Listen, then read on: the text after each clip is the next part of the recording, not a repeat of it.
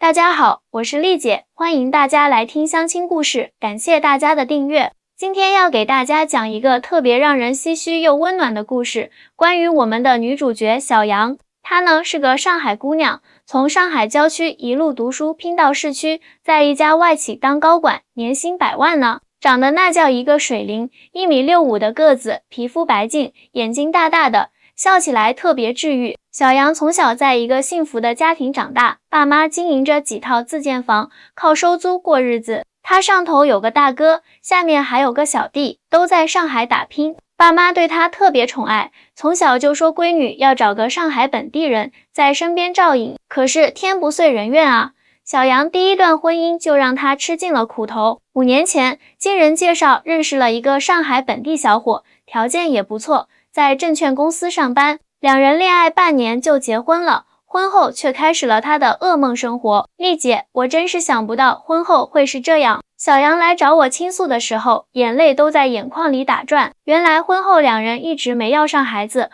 婆婆天天在她耳边唠叨，你看看隔壁家儿媳妇，结婚1年就怀孕了，你倒好，一点动静都没有，是不是不想给我们老刘家传宗接代啊？小杨工作压力本来就大，每天回家还要面对婆婆的冷嘲热讽。你说你一个女人，整天就知道工作，赚那么多钱有什么用？连个孩子都生不出来。更让小杨寒心的是，老公在这些事情上从来不帮她说话。每次婆媳之间有矛盾，她就装聋作哑，该打游戏打游戏，该加班加班。有一次，婆婆当着全家人的面数落小杨，说她不孝顺，重事业轻家庭。老公竟然还帮腔说，是啊，你要不要考虑把工作辞了，专心备孕？这话可把小杨给气坏了。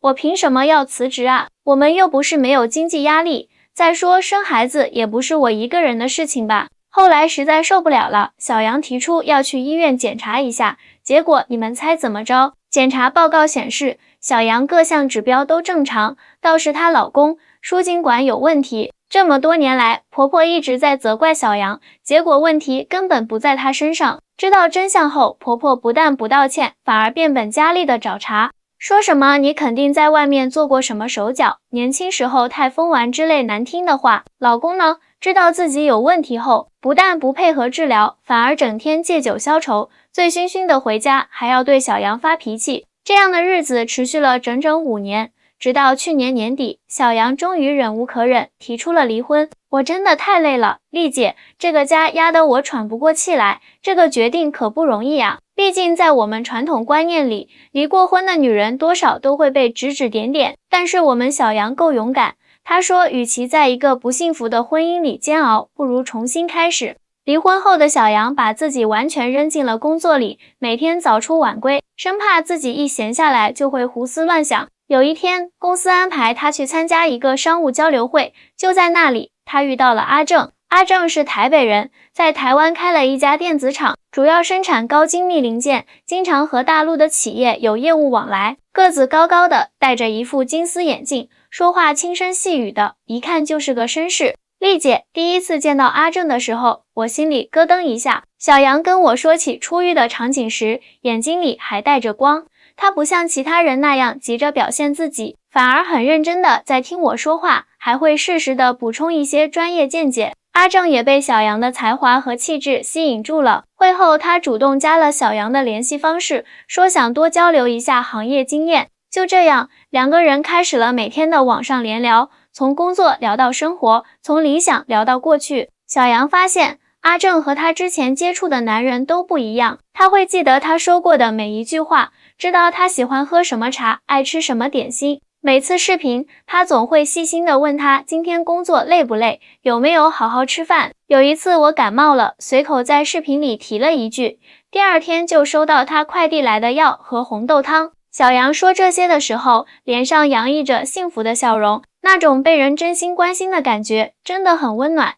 但是好事多磨啊，当两人决定见家长的时候，双方父母都炸开了锅。小杨的父母担心女儿受伤害，你看看现在的新闻，多少大陆姑娘嫁到台湾后过得不好，万一是骗子怎么办？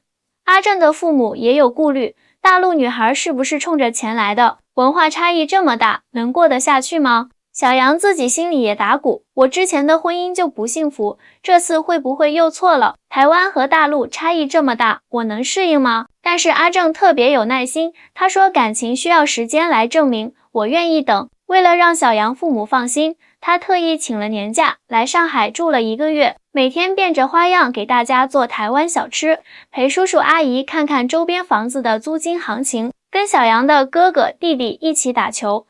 慢慢的，小杨的家人被阿正的真诚打动了，他们发现这个台湾女婿不但有教养，还特别顾家。最让他们感动的是，阿正总是默默地关心着小杨的情绪变化，生怕他因为上段婚姻的阴影而不开心。妈，你放心，阿正是真心对我好的。小杨拉着妈妈的手说，这一次我想勇敢地去爱。就这样，在经过半年的相处后，小杨决定嫁到台湾去。临行前，我还特意请他们吃了顿饭，看着小杨脸上洋溢的幸福笑容，我就知道这次他遇到对的人了。其实在去台湾之前，小杨心里还是有点忐忑的，毕竟从小到大，他听到的都是台湾经济不行啦，台湾落后了这样的说法。可是当他真的到了台湾，那些担心全都烟消云散了。第一次去台北市区，小杨就被惊艳到了。丽姐，我以前居然以为台湾很落后，现在想想真是井底之蛙啊！小杨激动地跟我视频，你们猜怎么着？阿正的公司就在新竹科学园区，那可是亚洲数1数2的科技重镇，台积电、联发科这些国际知名企业都在那里。每天上下班，小杨都能看到各国的工程师在园区里忙碌。以前我总觉得只有大陆才是科技强国，现在才知道台湾在高科技领域有多厉害。不仅是科技发达，台湾的人情味更是让小杨感动不已。记得有一次，他在便利店买东西，不小心把钱包落在柜台上了。等他着急忙慌跑回去的时候，店员不但把钱包好好保管着，还给他泡了杯热茶，让他缓缓。没关系啦，钱包掉了，很紧张，对不对？先喝口茶，冷静一下。医疗保险这块更是让小杨惊叹。丽姐，你知道吗？这边看病超级方便，医保卡几乎能刷遍全台湾的医院，大医院、小诊所都可以。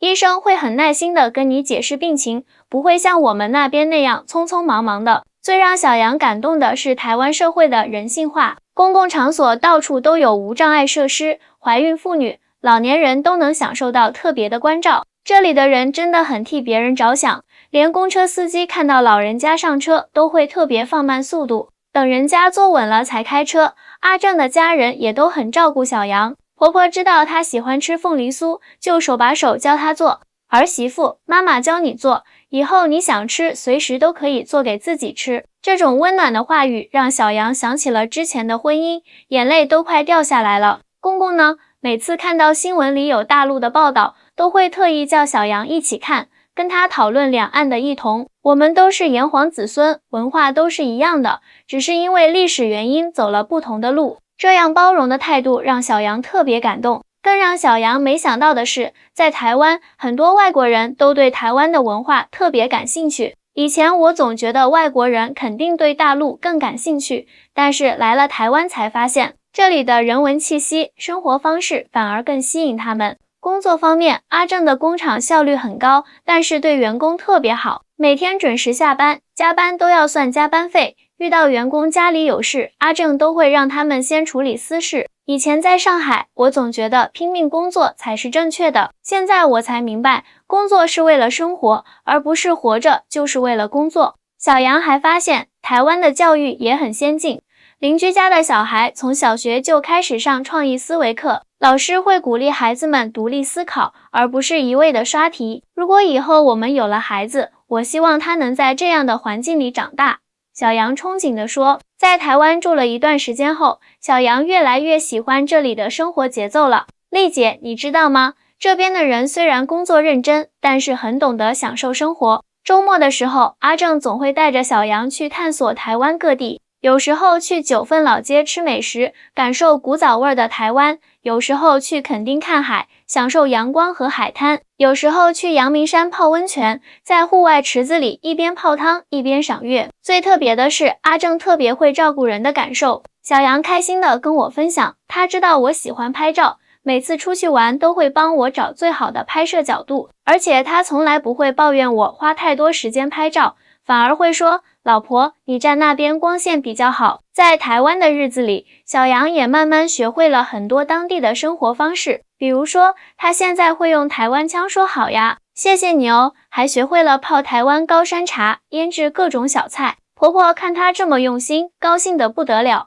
我们家小杨真的很棒，都会做台湾菜了。工作上，小杨也找到了新的发展方向。他发现台湾的科技业特别需要熟悉两岸市场的人才，于是开始在阿正的公司帮忙处理大陆业务。这份工作让我觉得特别有价值，能够为两岸的经济交流出一份力。最让小杨感动的是，阿正总是默默地支持他的决定。当他说想要进修研究所的时候，阿正二话不说就支持他。老婆，你想学习就去学，家里的事我来安排。现在，小杨每周都会去台湾大学旁听课程，充实自己的知识。有一天晚上，小杨躺在阳台的摇椅上，望着满天繁星，突然觉得特别幸福。阿正，我真的很庆幸来到台湾，也很感谢遇见你。阿正温柔地搂着他说，傻瓜，该说谢谢的是我才对。现在的小杨完全变了一个人呢，脸上总是带着幸福的笑容，说话也变得温柔了很多。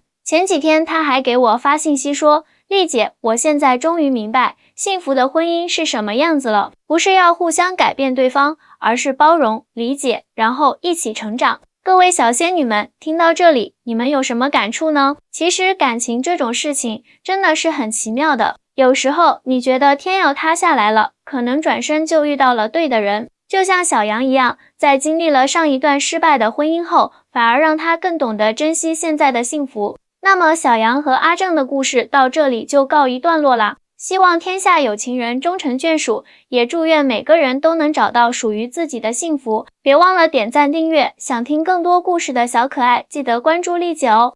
下次我再给大家讲新的故事。